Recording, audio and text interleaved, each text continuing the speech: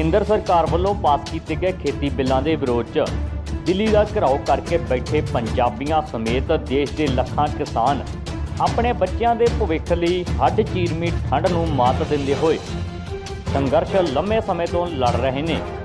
गुरु साहिबान वालों बख्शी निमरता दयालता और दलेरी दिखाउंदियां समाजिक भाईचारे का सबूत दिंदियां बिना शासन प्रशासन तो संघर्ष नूं कामयाब बनाउण लई ਲੱਖਾਂ लोग दिल्ली विखे इकट्ठे हो रहे हैं, जिथे सरकार देश का अनाज भंडार अंबानी और अंडानी के हत्थां 'च सौंपण लई ਲੱਖਾਂ पापड़ बेल रही है। उत्थे ही देश के किसानां ने पूंजीपतियां और सरकार दीआं नींदां उड़ा दित्तियां ने। इत्थे ही किसानां दा कहना है कि जिन्ना समा सरकार खेती बिलों नूं लैके किसानां नूं इंसाफ नहीं दिंदी, उन्ना समा संघर्ष नूं होर तिखा किया जाएगा और घर वापस नहीं जाणगे। किसानां दे समर्थन च रिटायर्ड SDM सरदार परमिंदरपाल सिंह ने राष्ट्रपति अवार्ड वापस करने का ऐलान किया ਅਤੇ ਉਹਨਾਂ ਨਾਲ रिटायर्ड इंस्पैक्टर सुरिंदरपाल सिंह ਅਤੇ वाल्मीकि मजहबी सिख मोर्चा पंजाब के जनरल ਸਕੱਤਰ सरदार इंद्रजीत सिंह किसान संघर्ष च पहुंचे ਅਤੇ ਹੋਰਾਂ ਨੂੰ संघर्ष च शामिल होने की अपील की। ਸਿੰਘੂ ਬਾਰਡਰ ਤੋਂ bureau report IG news Punjab. चीज़ का कोई भी नहीं है अपने नाल अपनी मक्की का रेट की है तो विकदी की रेट है। सरकार ये फेल करना चाहती है किसान को अपना 70% ग्रॉस प्रॉफिट का खेतीबाड़ी जाता तो बाकी 20% इंडस्ट्री का यूज होता। हाँ धक्का करते किसानों भी आए है ना 2 मिनट च कर सकती है, पर ये लोगों नाल शांत बैठे आ इस तो बाद ये भड़काउणा चाहती है लोगों को। मैं यही कह सकता भी ਤਾਂ ही नहीं हल करती। भाई किसान जंग जित्ती बैठे ने पर मोदी जे ਮੰਨਦਾ ਉਹਦੀ ਸਭ ਤੋਂ ਵੱਡੀ ਬੇਇੱਜ਼ਤੀ ਆ। ਦਿੱਲੀ ਪਹਿਲਾਂ ਵੀ ਜਿੱਤੇ ਤੇ ਹੁਣ ਵੀ ਜਿੱਤ ਕੇ ਜਾਵਾਂਗੇ। ਇੰਡੀਆ ਪਾਰਲੀਮੈਂਟ ਲੈਵਲ ਤੇ ਵੀ ਅਸੀਂ ਗੱਲਬਾਤ ਨੂੰ ਤਿਆਰ ਨਹੀਂ ਹੈ।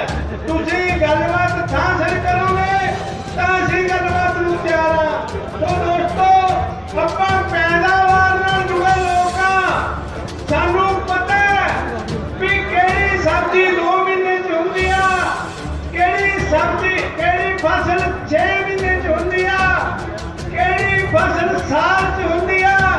ਸਾਨੂੰ ਇਹ ਵੀ ਪਤਾ ਜੇ ਫਲਾਂ ਦੀ ਗੱਲ ਕਰੀਏ ਫਲਾਂ ਦੀ ਖੇਤੀ ਦੀ ਗੱਲ ਕਰੀਏ ਕਈ ਜੰਮੇ ਪਾਲੇ ਆਪਾਂ ਬਹੁਤ ਸਕਦੇ ਤਾਂ ਸਾਡੀ ਇੱਥੇ ਇੰਡੀਆ ਬਹੁਤ ਤਕੜੀ ਟੀਮ ਆ, ਰਾਜਸਥਾਨ ਪੰਜਾਬ ਤਾਂ ਉਹਨਾਂ ਨੂੰ ਇੱਥੇ ਹੁਣ ਆਇਆ ਨੂੰ ਤਕਰੀਬਨ 24 ਦਿਨ ਹੋ ਗਏ ਆ।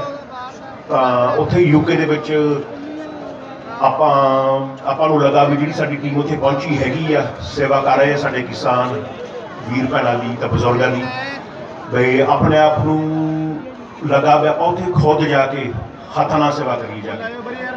ਸੋ ਸਾਨੂੰ ਹੁਣ ਹੋ ਗਏ ਤਕਰੀਬਨ 10 ਤੋਂ 14 ਦਿਨ ਹੋ ਗਏ ਇੱਥੇ ਆਏ ਨੂੰ। ਤਾਂ ਜਦ ਆਪਾਂ ਇੱਥੇ ਆਏ ਹੀ ਸੀਗੇ ਤਾਂ ਆਪਾਂ ਪਹਿਲਾਂ ਬਹੁਤ ਘੁੰਮ ਫਿਰ ਕੇ ਦੇਖਿਆ, ਪੁਰਾਣੀਆਂ 'ਚ ਬਹਿ ਕੇ ਬਜ਼ੁਰਗਾਂ ਨਾਲ ਗੱਲਾਂ ਕੀਤੀਆਂ, ਤਾਂ ਬੀਬੀਆਂ ਜੀ ਨਾਲ ਸਾਡੀ ਮਾਵਾਂ ਨਾਲ ਭੈਣਾਂ ਨਾਲ ਭਰਾਵਾਂ ਨਾਲ ਬੱਚਿਆਂ ਨਾਲ ਸਾਰਿਆਂ ਨਾਲ ਗੱਲਾਂ ਕਰਕੇ ਦੇਖੀਆਂ। ਤਾਂ ਸੱਚੀ ਦਿਲੋਂ ਬਹੁਤ ਮਾਣ ਹੋਇਆ ਵੀ ਗੁਰੂ ਨਾਨਕ ਦੇਵ ਜੀ ਦੇ ਗੁਰਸਿੱਖ ਬਣਦਾ। ਤਾਂ ਕਰਕੇ ਇੰਨਾ ਆਪਾਂ ਦੇਖਿਆ ਇੱਥੇ ਆ ਕੇ ਵੀ ਜਿੰਨੇ ਵੀ ਸਾਡੇ ਬਜ਼ੁਰਗ ਆ ਇੰਨਾ ਉਹਨਾਂ ਦੇ ਦਿਲ 'ਚ ਜਿਗੜਾ ਘੜੋ ਉਹ ਇਹ ਵੀ ਨਹੀਂ ਪਤਾ ਘਰ ਨੂੰ ਨਹੀਂ ਵਾਪਸ ਜਾਣਾ ਜਾਂ ਨਹੀਂ, ਪਰ ਇੱਥੇ ਫਿਰ ਵੀ ਐਨ ਚੜ੍ਹਦੀ ਕਲਾ ਹੈ।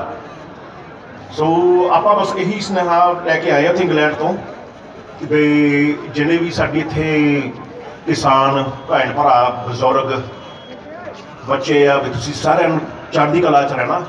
ਤਾਂ ਮਹਾਰਾਜ ਸਾਹਮਣੇ ਅਰਦਾਸ ਕਰਨੀ ਆ ਵੀ ਸਾਨੂੰ ਸਭ ਕਿਸਾਨਾਂ ਨੂੰ ਵੀ ਇਨਸਾਫ ਮਿਲੇ।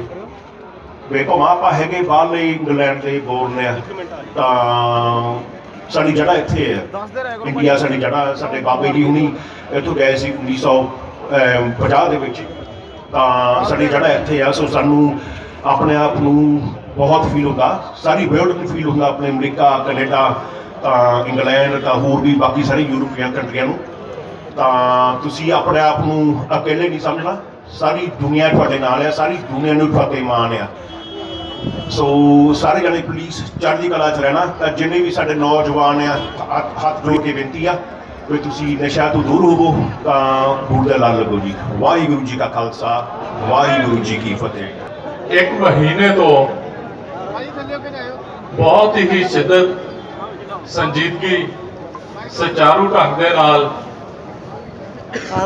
ਇਹ ਕਿਸਾਨਾਂ ਦਾ ਸੰਘਰਸ਼, ਜਿਸ ਨੂੰ ਜਿਹੜਾ ਦੁਨੀਆ ਤੇ ਇੱਕ ਛਾਪ ਛੱਡ ਰਿਹਾ ਹੈ, ਇੱਕ ਇਤਿਹਾਸ ਬਣਾ ਰਿਹਾ ਹੈ, ਉਸ ਵਿੱਚ ਸ਼ਿਰਕਤ ਕਰ ਰਹੇ ਕਿਸਾਨ ਵੀਰੋ ਤੇ ਭੈਣੋ, ਗੱਜ ਕੇ ਬੁਲਾਓ ਵਾਹਿਗੁਰੂ ਜੀ ਕਾ ਖਾਲਸਾ, ਵਾਹਿਗੁਰੂ ਜੀ ਕੀ ਫਤਿਹ।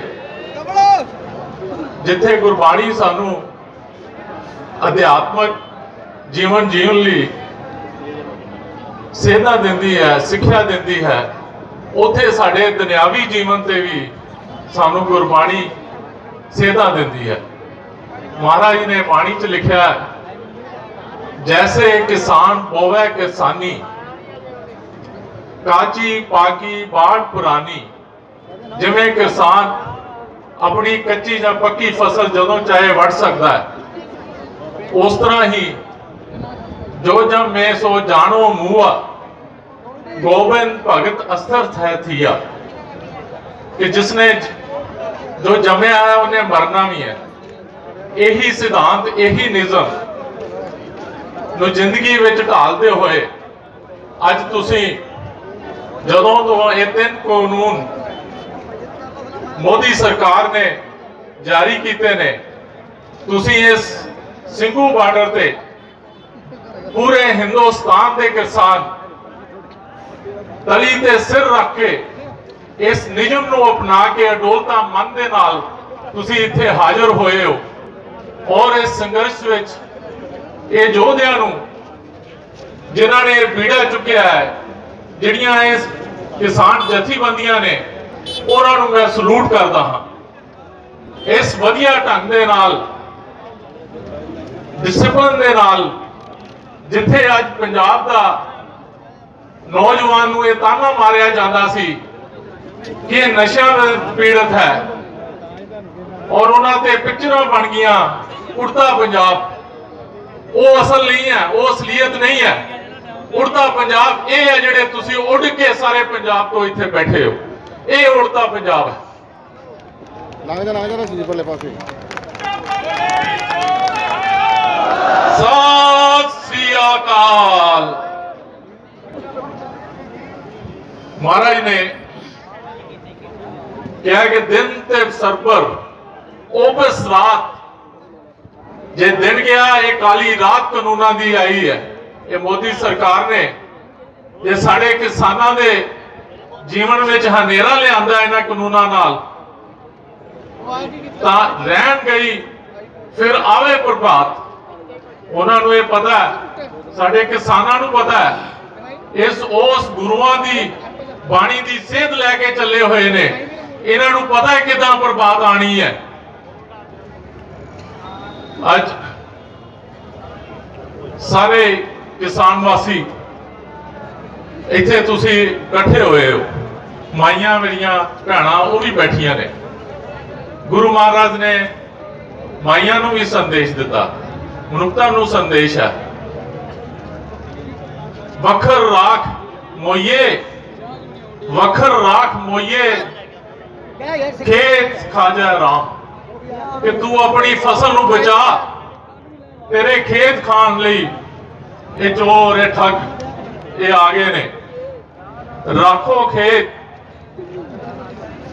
ਹਰ ਗੁਰ ਸੇਤ, ਰੱਖੋ ਖੇਤ ਹਰ ਗੁਰ ਸੇਤ। ਤੁਸੀਂ ਆਪਣੀ ਖੇਤੀ ਨੂੰ ਉਸ ਪਰਮਾਤਮਾ ਦੇ ਨਾਲ ਜੁੜ ਕੇ ਇਹਨਾਂ ਡਾਕੂਆਂ ਤੋਂ, ਇਹਨਾਂ ਚੋਰਾਂ ਤੋਂ ਤੁਸੀਂ ਜਾਗਤ ਰਹਿਣਾ ਹੈ। ਸਾਡਾ ਇਹ ਕਿਸਾਨ ਪੂਰਾ ਜਾਗਤ ਤੇ ਸੁਚੇਤ ਹੈ। ਮਹਾਰਾਜ ਨੇ ਦੇਖੋ ਕਦੋਂ ਇਹ ਸਾਨੂੰ ਸੁਚੇਤ ਕੀਤਾ ਹੈ, ਬਾਣੀ ਰਾਹੀਂ। ਅੱਜ ਅਸੀਂ ਉਸੇ ਬਾਣੀ ਦੀ ਓਟ ਲੈ ਕੇ, ਉਹ ਜਜ਼ਬਾ ਲੈ ਕੇ, ਉਹ ਜੋਸ਼ ਲੈ ਕੇ ਇੱਥੇ ਇਕੱਤਰ ਹੋਏ ਹਾਂ। ਇੱਥੇ ਜਦੋਂ ਦਾ ਇਹ ਸੰਘਰਸ਼ ਚੱਲ ਰਿਹਾ, ਮੈਂ ਉਹਨਾਂ ਵੀਰਾਂ ਦਾ, ਉਹਨਾਂ ਸ਼ਹੀਦਾਂ ਨੂੰ ਵੀ ਸਲੂਟ ਕਰਦਾ ਜਿਨ੍ਹਾਂ ਨੇ ਕੁਰਬਾਨੀਆਂ ਦਿੱਤੀਆਂ ਨੇ। और मोदी जी को कहना चाहूंगा कि जब जवान बॉर्डर पे मरता है, जब जवान बॉर्डर पे मरता है और किसान सड़कों पे अपने हकों के लिए मरता है, तब ये जान लेना मोदी जी कि पूरा हिंदुस्तान मरता है, पूरा हिंदुस्तान मरता है।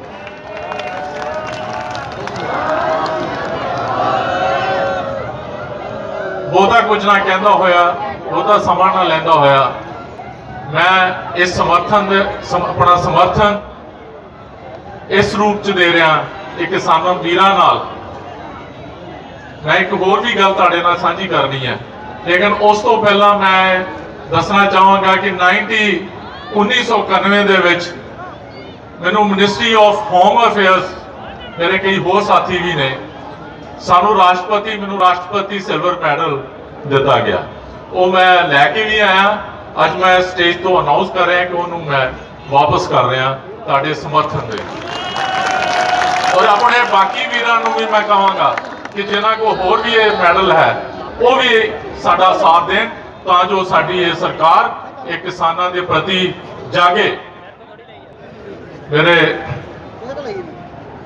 ਮੈਂ ਪੰਜਾਬ ਦਾ ਜਦੋਂ ਲੈਂਡ ਰਿਕਾਰਡ ਕੰਪਿਊਟਰਾਈਜ਼ ਹੋਇਆ, ਮੇਰਾ ਉਸ ਵਿੱਚ ਬੜਾ ਯੋਗਦਾਨ ਹੈ। ਸਾਡੇ ਉਸ ਵਕਤ ਦੇ ਡਾਇਰੈਕਟਰ ਰਵਿੰਦਰ ਸਿੰਘ ਬੈਂਸ ਔਰ ਅਸੀਂ ਦੋਨਾਂ ਨੇ ਪੰਜਾਬ ਦਾ ਪੌਂ ਰਿਕਾਰਡ ਕੰਪਿਊਟਰਾਈਜ਼ ਕਰਾਇਆ। ਅੱਜ ਫਰਦਾਂ ਤੁਹਾਡੇ ਕੋਲ ਉਹ ਮੇਰੀਆਂ ਡਿਜ਼ਾਈਨ ਕੀਤੀਆਂ ਆ ਰਹੀਆਂ, ਲੇਕਿਨ ਅਜੇ ਉਸ ਤੋਂ ਅੱਗੇ ਵੀ ਬਹੁਤ ਕੰਮ ਸੀਗੇ। ਚਲੋ ਮੈਂ ਸਰਕਾਰ 'ਚ ਨਹੀਂ ਹਾਂ ਹੁਣ, ਲੇਕਿਨ ਅਸੀਂ ਇੱਥੇ ਇਹ ਮੁੱਦਾ ਤੇ ਹੈਗਾ ਹੀ ਹੈ, ਇਹਨੂੰ ਤਾਂ ਜਿੱਤ ਕੇ ਜਾਣਾ ਹੀ ਹੈ। ਲੇਕਿਨ ਮੁੱਦੇ ਪੰਜਾਬ ਦੇ ਕਿਸਾਨਾਂ ਦੇ ਹੋਰ ਵੀ ਬੜੇ ਨੇ। ਮੇਰੀ 30 ਸਾਲ ਦੀ ਸਰਵਿਸ, ਮੈਨੂੰ ਪਤਾ ਤੁਹਾਡੇ ਕੀ ਕੀ ਮੁੱਦੇ ਨੇ, ਤੁਹਾਨੂੰ ਕੀ ਕੀ ਅੱਗੇ ਆਉਣ ਵਾਲੀਆਂ ਔਕੜਾਂ ਆਉਣ ਵਾਲੀਆਂ ਨੇ, ਉਹਨਾਂ ਮੁੱਦਿਆਂ ਤੇ ਵੀ ਵਿਚਾਰ ਕਰਨਾ। ਮੈਂ ਸਟੇਜ ਤੇ ਪ੍ਰਬੰਧਕ ਨੇ ਜਾਂ ਜਥੇਬੰਦੀਆਂ ਨੇ, ਮੈਂ ਉਹਨਾਂ ਨੂੰ ਆਪਣਾ ਟੈਲੀਫੋਨ ਨੰਬਰ ਦੇਵਾਂਗਾ ਕਿ ਬਹੁਤ ਸਾਰੇ ਮਸਲੇ ਨੇ, ਬੜੀਆਂ ਮੁਸ਼ਕਲਾਂ ਹੋਰ ਆਉਣ ਵਾਲੀਆਂ ਨੇ। ਸਾਡੇ ਬੱਚੇ ਬਾਹਰ ਜਾ ਰਹੇ ਨੇ, ਤੁਹਾਨੂੰ ਪਤਾ ਨਹੀਂ ਕਿ ਜਦੋਂ ਉਹਨਾਂ ਬੱਚਿਆਂ ਨੇ ਆਣਾ, ਉਹਨਾਂ ਨੂੰ ਤੁਹਾਡੀਆਂ ਜ਼ਮੀਨਾਂ ਇੱਥੇ ਲੱਭਣੀਆਂ ਕਿ ਨਹੀਂ ਲੱਭਣੀਆਂ। ਅਸੀਂ ਉਹ ਵੀ ਸੰਭਾਲਣੀਆਂ ਨੇ, ਉਹ ਕਿੱਦਾਂ ਸੰਭਾਲਣੀਆਂ ਨੇ, ਉਹ ਇਸ ਮੌਕੇ ਤੇ ਨਹੀਂ ਗੱਲ ਕਰਾਂਗੇ, ਫਿਰ ਕਿਤੇ ਬੈਠ ਕੇ ਇਹਨਾਂ ਦੇ ਨਾਲ। ਉਹ ਵੀ ਸਾਡੇ ਮਸਲੇ ਨੇ, ਹੋਰ ਵੀ ਬੜੇ ਮਸਲੇ ਨੇ ਜਿਹੜੇ ਆਪਾਂ ਇਕੱਠ ਹੋ ਕੇ। ਇਹ ਮੈਂ ਤਾਂ ਗੱਲ ਕਰ ਰਿਹਾ ਕਿ ਇੰਨਾ ਵੱਡਾ ਇਕੱਠ, ਇੰਨਾ ਵੱਡਾ ਜੋਸ਼, ਅੱਜ ਇੱਕ ਇਨਕਲਾਬ, ਇੱਕ ਕ੍ਰਾਂਤੀ ਆ ਰਹੀ ਹੈ। ਅਸੀਂ ਇਸ ਦਾ ਫਾਇਦਾ ਲੈਣਾ, ਆਪਣੇ ਪੰਜਾਬ ਨੂੰ ਬਚਾਉਣਾ, ਆਪਣੇ ਬੱਚਿਆਂ ਨੂੰ ਬਚਾਉਣਾ, ਆਪਣੇ ਬਜ਼ੁਰਗਾਂ ਨੂੰ ਬਚਾਉਣਾ, ਆਪਣੀ ਖੇਤੀ ਨੂੰ ਬਚਾਉਣਾ। ਸੋ ਮੇਰੇ ਨਾਲ ਮੇਰੇ ਸੰਬੰਧੀ ਸਰਦਾਰ ਸੁਰਿੰਦਰਪਾਲ ਸਿੰਘ ਇੰਸਪੈਕਟਰ ਰਿਟਾਇਰਡ ਨੇ ਪੁਲਿਸ ਡਿਪਾਰਟਮੈਂਟ ਚੋਂ। ਇਹਨਾਂ ਦੇ ਦੋਨਾਂ ਬੱਚਿਆਂ ਨੇ, ਰਾਜਪਾਲ ਤੇ ਮਨਿੰਦਰ ਨੇ, ਮਿਸ਼ੀਗਨ ਤੋਂ, ਗ੍ਰੈਂਡ ਰੈਪਿਡ ਸਿਟੀ ਤੋਂ 2 ਲੱਖ ਰੁਪਈਆ ਇਸ ਆਪਣੇ ਯੋਗਦਾਨ ਪਾਉਣ ਲਈ ਭੇਜਿਆ। ਚਲੋ ਠੀਕ, ਸੋ ਇੰਨਾ ਹੀ ਕਹਿੰਦਾ ਹੋਇਆ ਮੈਂ ਫਤਿਹ ਬੁਲਾਉਣਾ ਹਾਂ। ਵਾਹਿਗੁਰੂ ਜੀ ਕਾ ਖਾਲਸਾ, ਸ੍ਰੀ ਵਾਹਿਗੁਰੂ ਜੀ ਕੀ ਫਤਿਹ।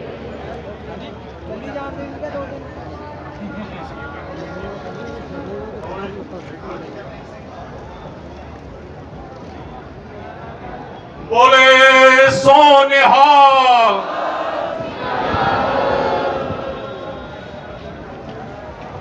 बहुत बहुत धन्यवाद जी, जिन्होंने 2 ਲੱਖ ਰੁਪਇਆ शहीद परिवारों वास्ते दिता है।